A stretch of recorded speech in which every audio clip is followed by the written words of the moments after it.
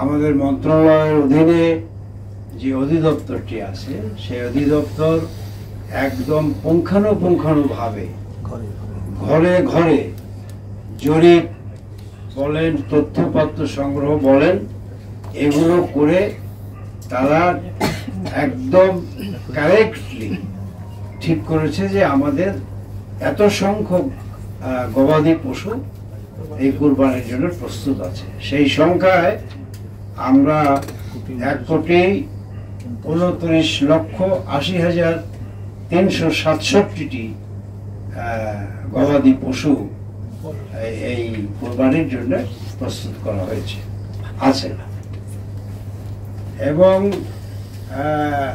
যা গতবারের চেয়ে 4,44,034টি এই গবাদি পশুর সংখ্যা বেশি এবার আয়োজনে রাখা হয়েছে।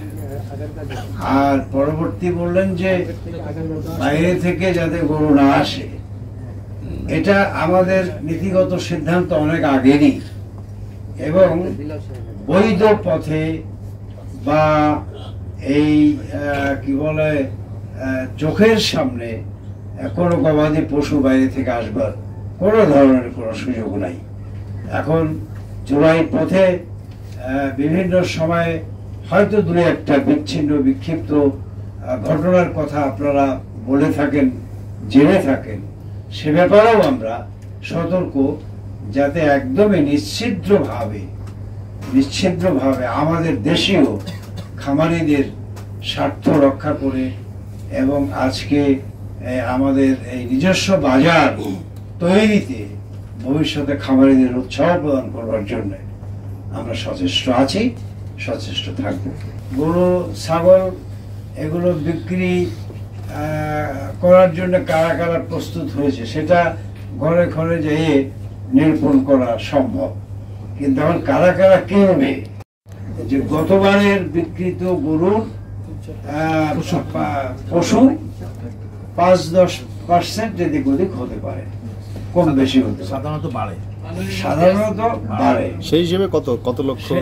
সেই হিসাবে তো আমরা 1,07,00,000 গরু গতবার 1,39,000 ছিল, এবার 1,07,02,394টি গরুর চাহিদা থাকতে পারে বলে সম্ভাবনার জায়গা আমরা ধরে নিয়েছি।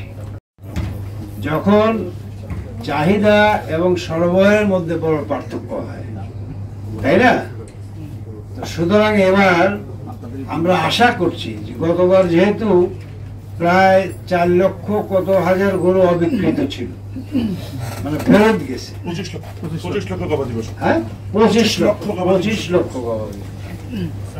তো এখন প্রশ্ন হলো যে আর আমাদের সেই সম্ভাব্য একটা যাচাই বাছাই করে চিন্তা যেহেতু করেছি যে হয়তো 5-10% এদিক ওদিক হতে পারে, সেই হিসেবে আমাদের এবার যে সংগ্রহের পরিমাণ বা পরিসংখ্যান, তাতে মনে করি যে সে চাহিদা এবং সরবরাহের মধ্যে কোনো পার্থক্য থাকবে না, বরং সামঞ্জস্যই থাকবে, এবং সেই সামঞ্জস্য অনুযায়ী এই মানে ক্রয় ক্ষমতা সহজলভ্য হবে বলেই আমরা বিশ্বাস করি।